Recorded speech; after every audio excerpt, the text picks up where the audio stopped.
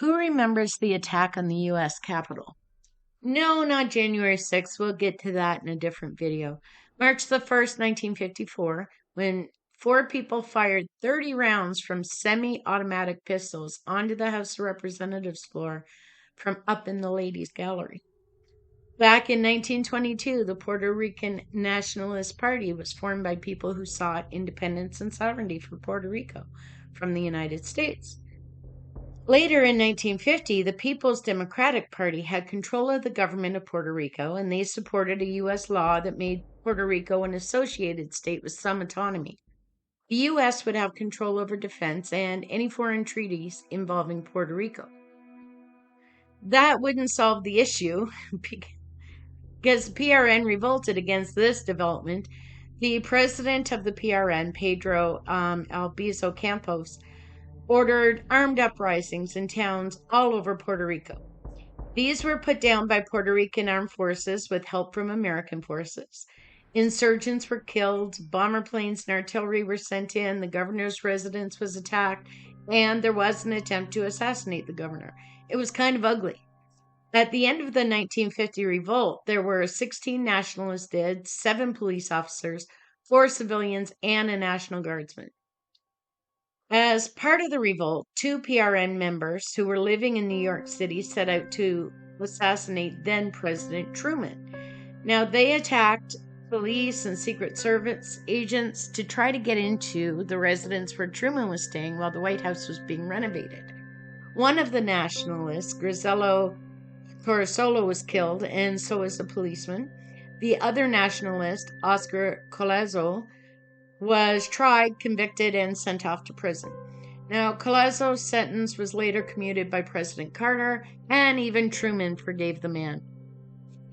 Despite the attack, Truman believed that the question of Puerto Rico's status was an important one, and he supported a national vote in 1952, offering citizens of the Free State 2 choices: direct rule as a colony or limited autonomy, which they already had.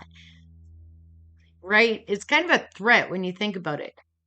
Keep what you already have or we'll make it worse. And you got to vote for which one you want. Please.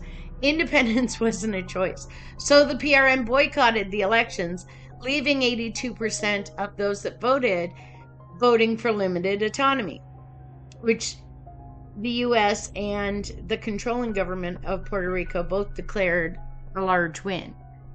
So 2 more years of tensions continue until 4 nationalists, Lolita Lebron, Rafael Cancel Miranda, Irvin Flores, and Andres Figueroa Cordero, plan to attack the U.S. Capitol.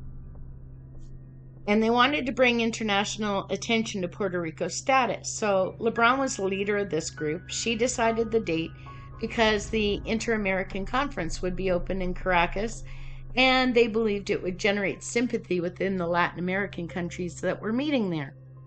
So they go to the Capitol, and they sit for a little while watching lawmakers on the floor below talk about immigration and Mexico's economy. When they fired their 30 rounds, they wounded 5 lawmakers, 2 Republicans from Michigan and Iowa, and 3 Democrats from Tennessee, Maryland, and Alabama. Alvin Morrell Bentley, who was from Michigan, he took a bullet to the chest and had to be carried off of the House floor. All were treated, and they later recovered. As you can imagine, the arrests were pretty near immediate. The next day, things weren't going to be peaceful and quiet in Puerto Rico, as you can also imagine. Police raided Campos' house.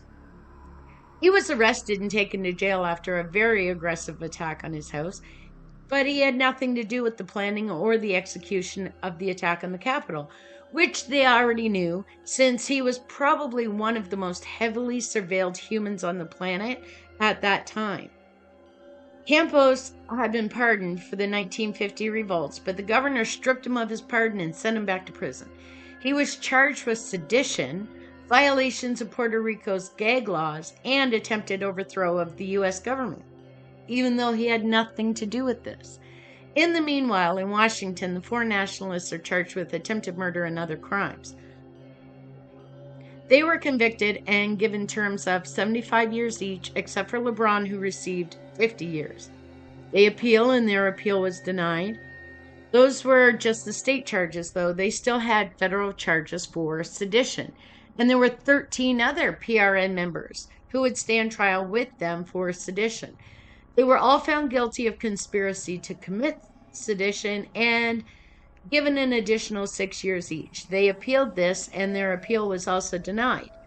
So the practice with groups that the government considers terrorists and with seditious groups is to separate them if possible. So all 4 of the attackers on the Capitol, they go to different prisons. Cordero was released in 1978. Then President Carter commuted the sentences of the other 3, and all 4 were sent back to Puerto Rico. In a related case, Oscar Lopez Rivera was found guilty in 1979 for conspiracy to commit sedition related to FALN bombings that were done in the 1970s and the 1980s across the U.S. The FALN was the successor to the PRN. Rivera was sentenced to 55 years for his part in helping the FALN carry out the bombings in the Chicago area, which resulted in no injuries. He spent 12 years in solitary confinement. Puerto Ricans across the board called for a pardon for him in 2014. Clinton offered clemency to Rivera and 12 others convicted in the same series of offenses. The other 12 accepted, but Lopez, well, he didn't want to leave a co-defendant who was not offered clemency, and then he wasn't granted parole. So after his co-defendant gets parole, he would eventually have his sentence commuted by President Obama after serving 35 years and was sent home to Puerto Rico. Thank you for listening.